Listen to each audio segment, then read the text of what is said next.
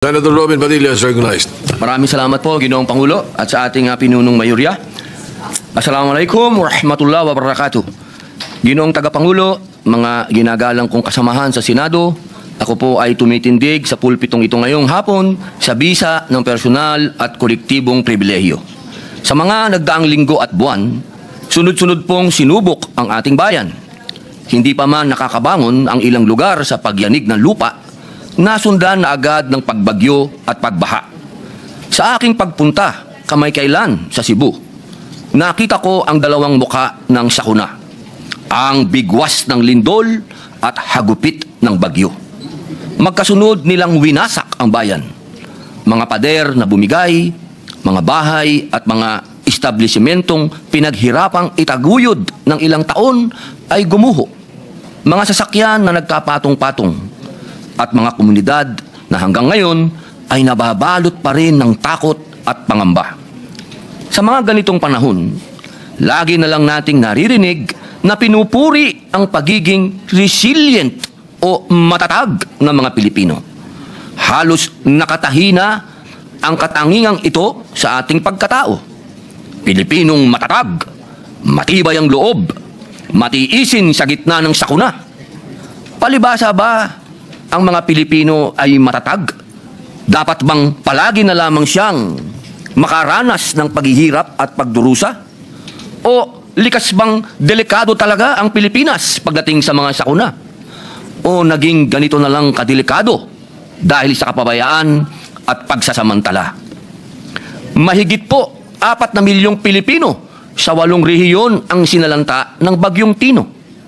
Mga ari-arian, mahigit 155,000 bahay ang naitalang nawasak, 155,000. At ang naitalang pinagsamang halaga ng pinsala sa agrikultura at infrastructure ay tinatayang nasa 337.6 milyon at baka tumaas pa.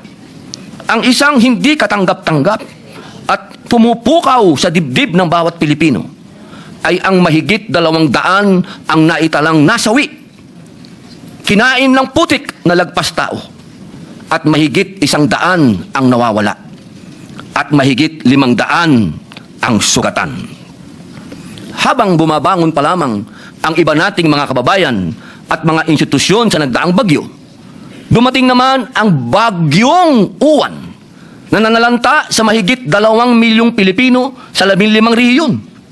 Sa kasalukuyan, mahigit 800,000 ang nasa evacuation centers. 6 ang naitalang nasawi at tinatayang mahigit 4,000 bahay ang napinsala. Naulat din ang pagbaha sa mahigit 200 lugar, habang halos 300 bahagi ng kalsada at higit sa 50 tulay ang hindi madaanan sa kasagsagan ng bagyo. Nakaranas din ng pagkawala ng kuryente at supply ng tubig sa mahigit na 400 lungsod at munisipalidad, kasama na po ang aking probinsyang Camarines Norte. Sa mga karanasan nating ito, nabunyag na naman ang katiwalian sa mga proyekto.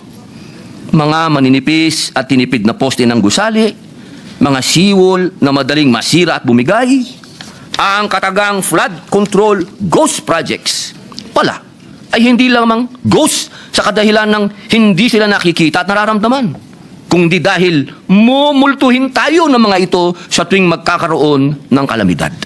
Mumultuhin tayo ng kapabayaan at katiwalian na pinabayaan nating manuot sa sistema.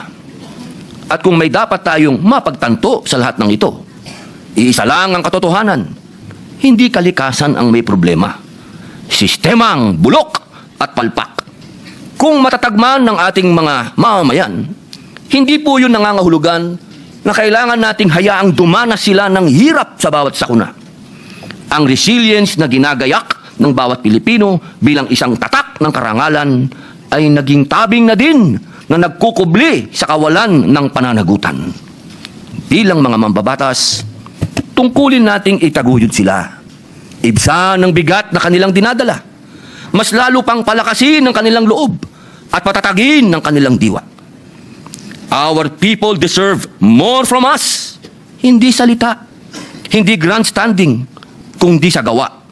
Tunay na malasakit at tapat na paglilingkod.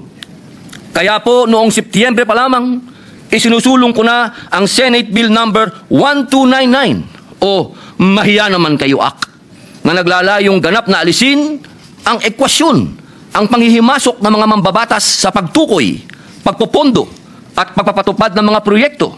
Layon din ng panukalang ito na patatagin ang koordinasyon ng national government sa mga local government units, sa mga infrastructure projects na itatayo sa kanilang mga lugar.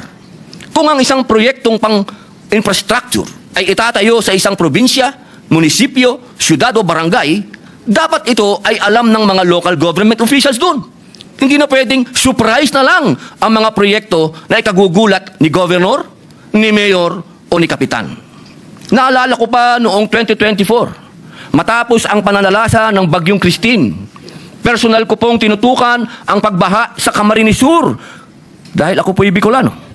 Nakita ko kung paanong ang ilang proyekto ng flood control, imbis na makatulong, ay naging sagabal pa sa natural na daloy ng mga ilog.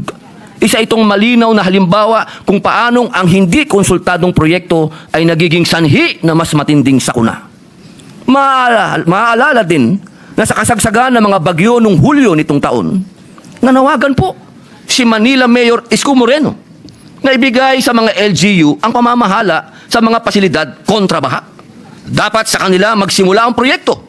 Dapat sa kanila manggaling ang plano. Dapat sila ang nagpapasya kung paano magpoprotektahan ang kanilang mga mamamayan. Ang trabaho ng legislatura ay magbigay ng otorisasyon sa pamamagitan ng batas, hindi ng padrino. Magbigay ng gabay, magbigay ng solusyon, hindi ng problema. Kung pumalpak ang proyekto, kung may pagkukulang, dapat malinaw kung sino ang mananagot, hindi na kung ano-ano pang investigasyon. Ngunit, kahit ayusin natin ang sistema, paano po tayo makakaiwas sa sakuna kung hindi natin alam ang panganib? Kaya, isinusulog ko rin po ang Senate Bill number 1481, ang National Hazard Mapping Act. Kailangan natin ng malinaw, kumpleto at updated na pambansang mapa ng panganib. Isang mapang magsasabi kung saang delikado tumira, kung saan hindi dapat magtayo, at kung saan dapat ililikas ang mga pamilya bago dumating ang bagyo, lindol o pagguho.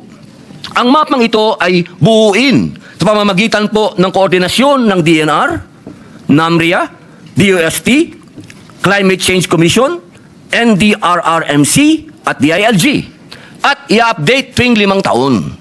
Ang mapang ito ang magiging gabay ng LGU sa zoning, urban planning, relocation at emergency response. Hindi pwedeng hula-hula ang buhay ng Pilipino. Hindi pwedeng tsambahan ang kaligtasan ng komunidad. Ang respeto sa siyensya ay respeto sa buhay. Sa diwa ng katarungang panlipunan at malasakit, ang inyong lingkod ay maghahain din po ng isang resolusyon na nanawagan sa lahat ng government financial institution at iba pang ahensya na magpatupad ng pansamantalang moratorium sa pagbabayad ng utang sa mga lugar na idiniklarang nasa ilalim ng state of calamity. At humihikayat sa mga pribadong bangko at institusyon na makiisa sa diwang ito.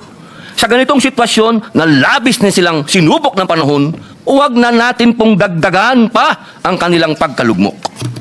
Ako rin ay nananawagan sa ating pamahalaan at sa mga kapwa lingkod bayan na pawiin muna ang mga labis na formalidad, masalimuot na proseso at mahigpit na requirement sa pagbibigay ng serbisyo sa ating mga kababayang labis na naapektuhan ng kalamidad. Sa panahon ng pangangailangan, ang agarang tulong ay hindi dapat hadlangan ng masyadong maburokrasyang pagkilos dahil ang bawat segundo ay mahalaga sa buhay at pagbangon ng ating mga mamamayan. Huwag nating gawing normal ang pagtitiis, ang pag-akyat sa bubong, ang paglusong sa tubig baha at putik na may panganib na makuryente. Sa makatwid, hindi palibas ay sila'y matatag. Maaari na nating hayaang maging normal na bahagi ng buhay ng Pilipino ang pagdurusa. Ang resilience ay dapat sandata, hindi kapalit ng responsableng pamamahala. Ang katatagan ay dapat pinupunan ng tulong, hindi inaabuso ng kapabayaan. Ang pagtitiis ay hindi parusa. Kaya muli, ako po'y nananawagan. Mahiya naman tayo kung inuuna natin ang politika kaysa buhay. Mahiya tayo kung kaya nating manahimik habang may nagdurusa. Ngunit kung kikilos tayo ngayon, Kung iwawasto natin ang sistema, kung uunahin natin ang pagmamalasakit kaysa pamumulitika, maibabalik natin ang dangal sa serbisyo publiko. May pag-asa pa ang Pilipinas. Ngayon ang panahon para makita ang peligro bago dumating ang trahedya. Ngayon ang panahon para hindi lang tayo maging matatag, kung hindi maging ligtas. Ngayon ang panahon para protektahan ang buhay ng Pilipino, hindi ang kapangyarihan. Mga kasama, mga kapwa ko lingkod bayan, sa akin pong pag-ikot, kitang-kita ko po ang hindi ko po maipaliwanag sapagkat hindi na po kailangan ng matinding research o mga scientists kung anong naging problema dito sa ating bayan, ba't maraming namamatay. Saan po kayo nakakita na mga riverbed may nakatirang tao? Mga daanan ng tubig, ginawang tirahan ng tao at ginawa pang barangay. Siguro naman po mga kasama, kitang-kita na natin kung saan ang problema. Ang kailangan po natin ngayon ay political will. Kailangan po natin talagang ipabatid sa ating mga kababayan na hindi po tinitiran ang riverbed at hindi po tinitiran ang mga ilalim ng tulay. Hindi po tinitirahan at hindi po pwedeng gawing barangay ang daanan ng tubig na inukit ng kalikasan. Yaan pong mga lugar na yan, sa matagal na panahon, 1,000 taon, yaan po ay daanan ng tubig. Kaya mga kasama, pagbutihin pa natin, dahil ka nga ng aking yumaong ama, ang tunay na karangalan ng tungkulin ay nasusukat hindi sa karangyaan ng posisyon, kundi sa malasakit, serbisyo, at pagsasakripisyo ng sarili para sa pinaglilingkuran. Maraming salamat po.